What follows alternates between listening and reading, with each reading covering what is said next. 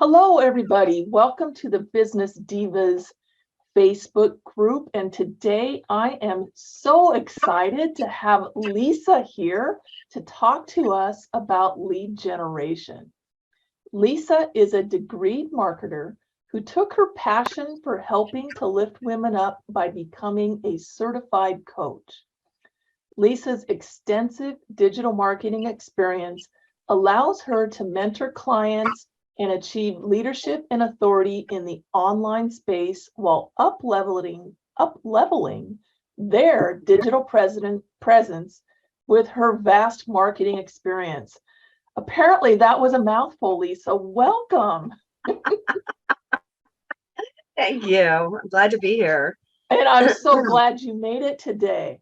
And you are a lead generation queen. And today I just want to pick your brain so that we can share all of the juicy, fun stuff that you do with lead generation with our audience here. So I am curious, why did you add lead generation into your business? Okay, so, I was helping people. What I help people with is, basically launching and growing and scaling their business. But what I found was because I help people launch,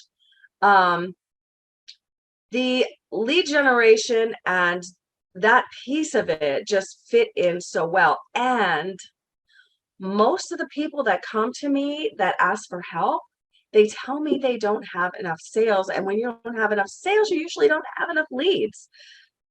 That is true because they are directly related to each other. About that.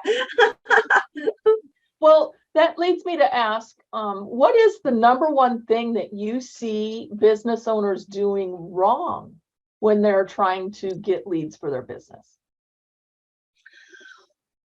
What I see a lot of people do wrong is that they sell too soon. So when you're attracting leads, here's the thing. Most of your leads are going to be cold leads. Otherwise, they already knew them. So when you are attracting cold leads, you do need to spend the time to get to know them and for them to get to know you. But what I see a lot, especially in certain places online, such as LinkedIn, is that people, they try to sell and they don't even know you. And to me, that's just such a big red flag, because here's the thing. If we have a business online, more than likely we know more than one person that does what you do. And for you to be able to sell to somebody, you need to take the time to build the relationship and to nurture that in order for them to know, like, and trust you so that they will want to buy from you. Because if you're selling and they don't know you, what's the incentive? Oh, I totally get that. I have that happen to me on LinkedIn daily, where I know, me people are too. reaching out and they don't care they don't want to get to know me. They just want to sell to me. Mm-hmm. It's a big problem in Yeah. the entire industry. So can you give us a few ideas on ways that we can start building relationships with people that we don't know? So when you connect with people, it has to make sense. Okay. So especially like when you're connecting on LinkedIn, for instance, I'm just going to use LinkedIn right now. But anywhere on social, really, when you're connecting with people, it should make sense. And then because it makes sense, because they're either somebody that you just want to know more about, somebody that you can help, somebody that you can look up to and learn from, the next step should be to really connect with them, jump on a call, get to know them, take a few minutes to learn about them.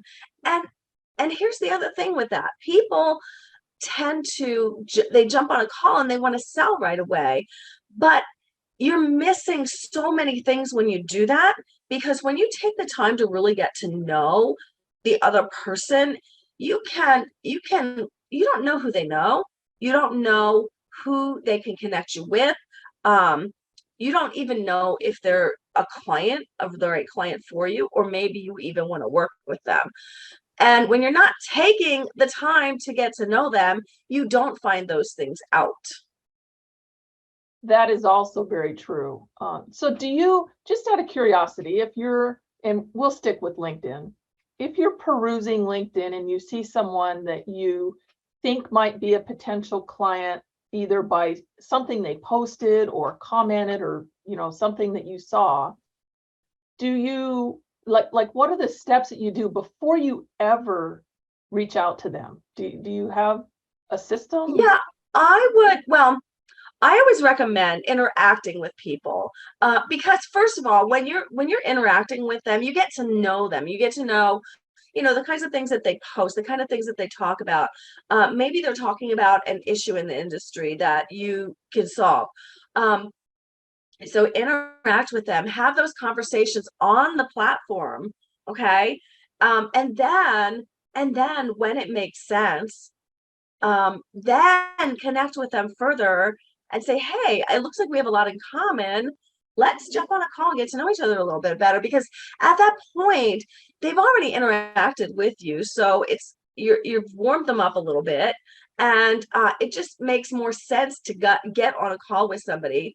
Um, I get people in my inbox all the time, and they're like, let's jump on a call. And I'm like, well, I don't even know if this makes sense. And So so I you want want to to know that it clarify makes sense. one thing that you said, Mhm. and that was to interact with people on the platform. You're Yep. talking about like in the comments and stuff. You're not saying Yep. jump to a DM, right? Correct. Correct. Perfect. And I just wanted my audience to understand that, because I get people DMing me all the time and I have no idea who they are. So that Right. is a great tip, is to at least have some interaction so that when you do contact somebody, they're not going to go, who is this? Right. Okay, so what are some different types of lead magnets? And can you actually just tell us what is a lead magnet? Because a lot of people don't Yes. really understand that whole concept. Okay. So what I've been doing a lot with lead magnets lately. Um, and the reason I have been is because lead magnets are kind of, well, they can be a more passive way of getting people that you can sell to into your email list.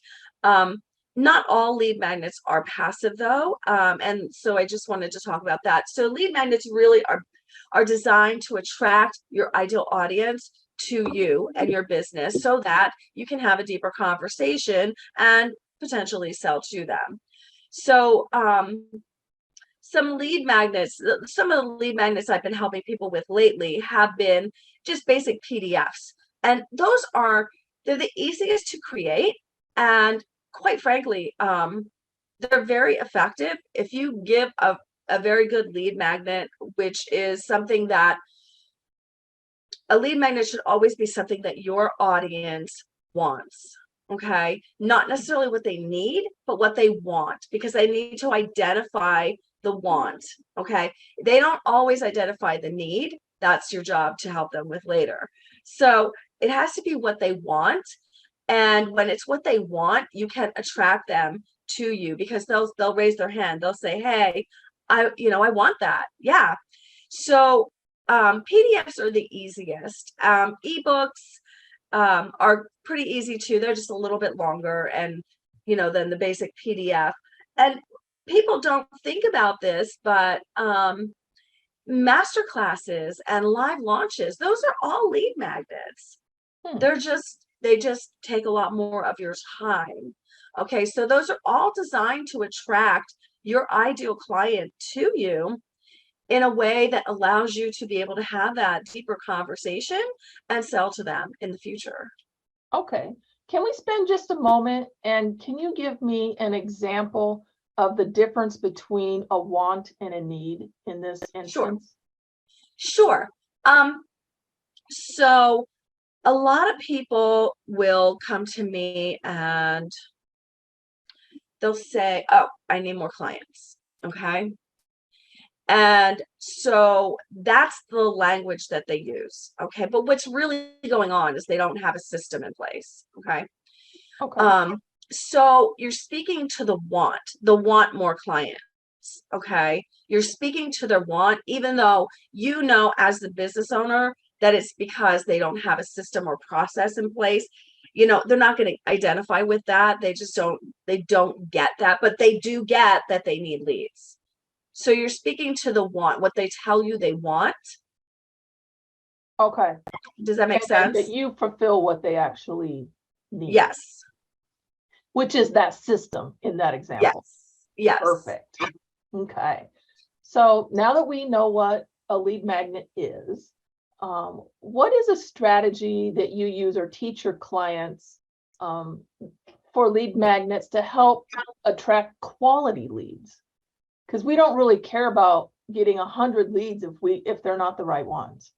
Exactly. And that's the thing. So when you're creating your lead magnet, it should be strategic. And what I teach my clients when I work with them is first we start with a signature offer. Okay. And a signature offer is that big offer that solves all the problems for your potential client. Okay. Hmm. So it's that thing it's the whole enchilada. It solves everything that's in your wheelhouse. Okay. So you start there. And when you start there, you break down the pieces of it. Okay. And your lead magnets should always lead directly into your signature offer.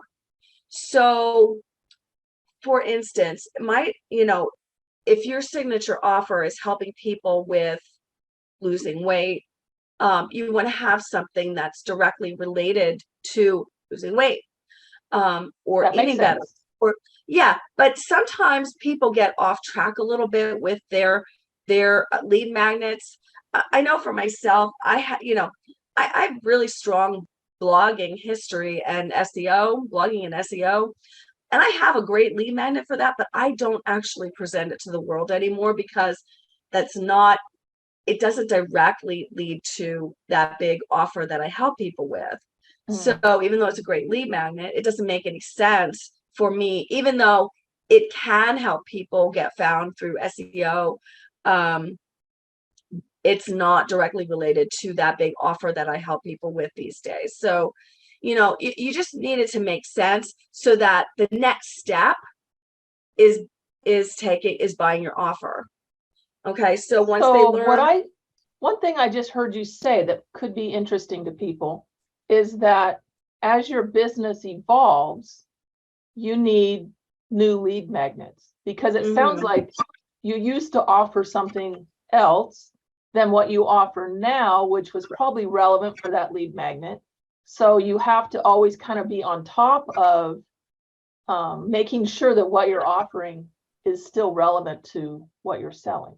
yes, yeah, your lead magnet should always make sense to the offer that you have at the moment. And like I usually suggest that people, they sell their signature offer and signature offer only. And then those lead magnets should lead directly into the signature offer. Now, other people, there's different philosophies on this. So other people may say something different, but if you're selling one thing, it's a whole lot easier to sell that one thing than it is to sell multiple things because people get confused. So when you're selling that one thing and your offers and your lead magnets all lead into that one thing, it just makes so much more sense. And the lead, like you can have multiple lead magnets at the same time, but they should all kind of go together. They should make sense together in that they should lead to that ultimate offer that you have. So why would you have more than one? Can you give me an example of how that would be relevant? Yes. And you may want to have more than one because different people consume different kinds of content and are interested in different types of content.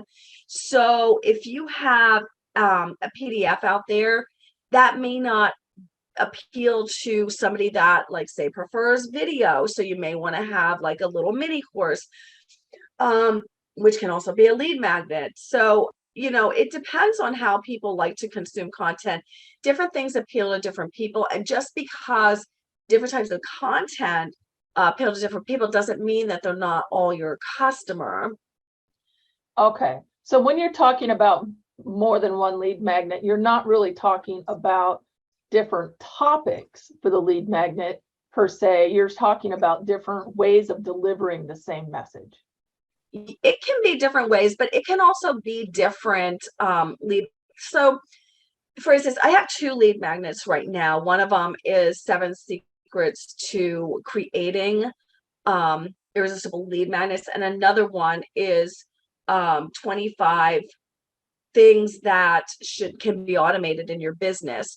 Now, while they don't seem to be necessarily related, they all lead to what I help people with, which is automation. And all of those involve automation. Mm-hmm. Okay, perfect. So what would you tell somebody who has a lead magnet in place? They've got their website up, they've got their splash pages, all that stuff, but the leads they're getting aren't converting into sales. Yeah, so there could be a couple things going on. One is, how are you qualifying them? Because here's the thing with lead magnets, and people don't really think about this. When you have a lead magnet out there, you should be selling the lead magnet just like you are selling your signature offer. You're going to be selling it to the same people. You're going to be speaking that same language that you would be speaking about your offer when you're talking about your lead magnet. You're going to sell the lead magnet. So are you doing that? And are you talking to the same people when you put your lead magnet out to the world as you are when you're trying to sell your offer? That's the first thing that I would look at. Can I clarify something there? When you say sell the lead magnet, are you meaning promote it, or are you meaning put a price on it? No, promoting it. Promote it. Okay. Because everything we do is really selling. You're selling that thing. You really have, you're marketing it, but in order for them to quote unquote buy, which is the download, you have to be selling it in the same way that you're selling your offer. You have to be promoting it to the same people, talking the same language, so that they understand that they are the exact people that need to hear that need to have that, so that they can get the win that they want to get. So you're essentially qualifying who downloads your free offer by the language that you're marketing that free offer with. Correct. And that's what a lot of people don't think about.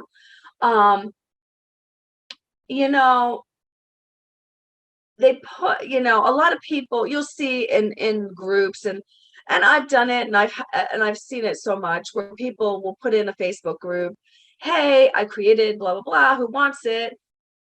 And what that's really doing is it is calling out that specific person.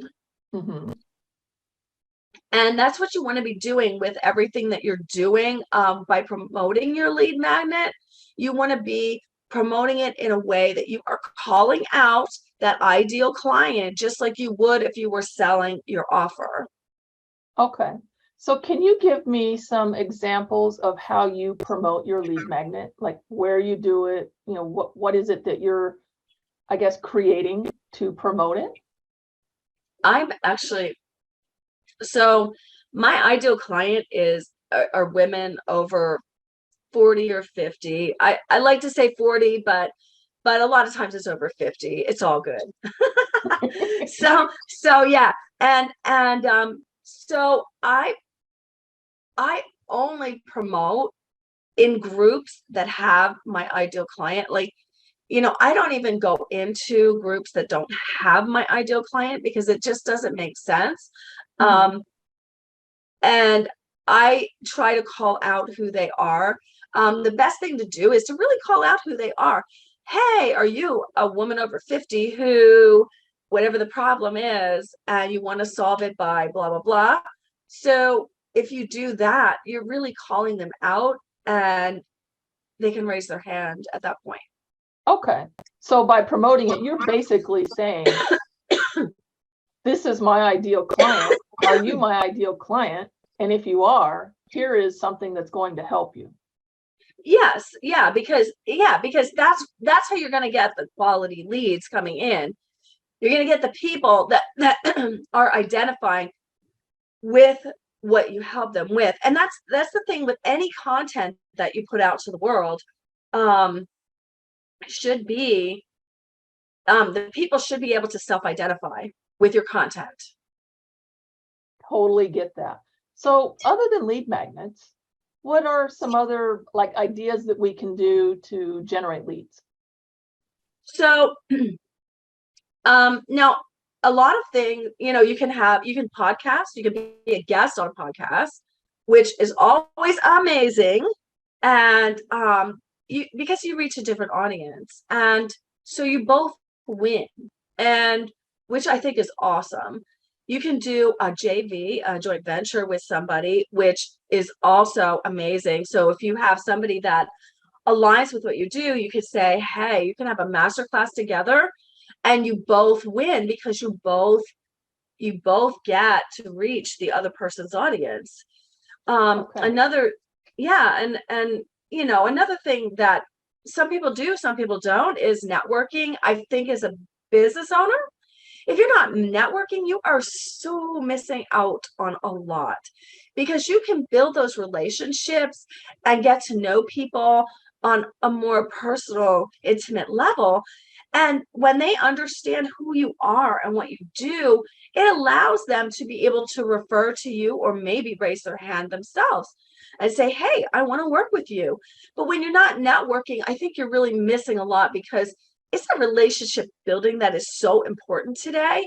And I think if you're not really spending time building those relationships, you're missing so much.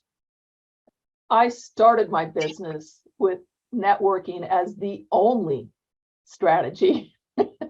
So obviously I've grown and done other things since then, and started with in-person networking, and now it's almost all online networking. Right. But yes, it is It's an essential. amazing. It's amazing, especially now. And with some of the changes that have happened in the past few years, one of the great things that I have found is the online networking because you get to reach a much larger audience than you would if you did in-person networking just locally. You get to reach people all over the world, and I find it truly amazing. I love it. I do too. And I would say, so I'm here in Vancouver, Washington, and the vast majority of my business before COVID was Washington and Oregon, because I'm kind of right on the border.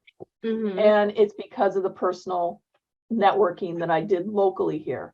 But once COVID hit and all of that shut down, I went online for networking, and now my business is all over the United States. I'm not in every state yet, but we're getting close. Working on it, right? I know, it's amazing because the opportunities are limitless right now, and even in the economy that we're in, there's so many opportunities that are out there each and every day, and you have to keep your eyes open to them. I love it. I do too. So is there something that you would like to offer our audience in the lead generation realm? Yes, I have a PDF, and it is 7 secrets to an irresistible lead magnet, to creating an irresistible lead magnet. And it basically tells you the 7 elements, and then there's a bonus in there too. 7 elements that are required for a really effective lead magnet. So if you look through it and you create your lead magnet based on those principles, you should be attracting your ideal client. You should be getting the leads in. And then there's always there's always promoting it. So you got to do that. Yes, you do, because if you just create it and let it sit there, they will not come. Nope. Well, I went ahead and I put that link into the chat for our Facebook Live for the group. So that will be attached to that, so anybody can jump on over and download that. Well, I thank you so much, Lisa. We got just 5 minutes left. Is there anything else that you think our audience would absolutely love to know about lead generation? I wouldn't worry so much about numbers as much as quality. So often entrepreneurs get hung up on how many people are downloading their freebie. But the numbers really don't matter if the quality isn't there. So I would focus more on the quality. And the other tip that I have for people is that I would not put money towards a lead magnet, meaning ads, until a lead magnet is absolutely working for you and consistently, because it just doesn't make sense. Money towards something is never going to solve a problem if it isn't working. That is such good advice. And anybody who has done like Facebook ads should agree with you on this, that if it doesn't work to begin with, there's no point. Right. That's not going to solve it. That's not going to solve the problem. You got to go back to the drawing board, figure it out. Yeah. Otherwise, you're just giving Facebook money, and they don't need any. Exactly. Nobody wants to do that. Well, it has been wonderful having you here today, Lisa. I thank you so much. And I will see everybody through the Business Divas group, and have an awesome day. Thank you. It was great being here. Okay, I have